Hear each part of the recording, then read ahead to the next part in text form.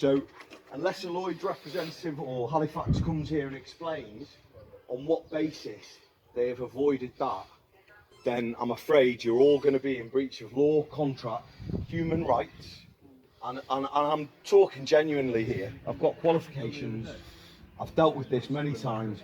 There should be a representative, there should be some diplomacy with the person and with a representative on who you're acting on behalf of, okay? Without a signed warrant, without reason and rationale as to why you're putting a vulnerable person on the streets, you should not be doing this. And anyone that does do it, then they'll have to take responsibility for what happens after it. But I'm telling you now, they cannot breach the Lloyd's terms and conditions of the mortgage contract. A vulnerable person with children and physical disabilities cannot be physically removed from the property. Okay?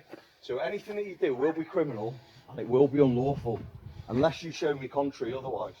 And I'll show you the conditions here. Show us your ID and we'll check your credentials. I've got credentials, I don't need to show. I'll show you, but you're not taking physical stuff of it, but I am fully qualified in financial advice. You're not taking it, okay? It's a business card, well that's not yeah. credentials.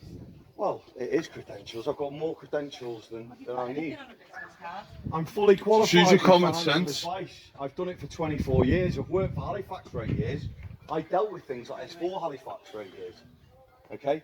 So without diplomacy, without giving us the rationale as to why you're evicting a disabled, vulnerable person suffering with mental health problems, I'd like to see an agent here, or I'd like to see the court order in the judge's name who signed it and authorised it. Because without that, what you're doing is not only in breach of your own terms and conditions, you as a bailiff cannot evict a vulnerable person.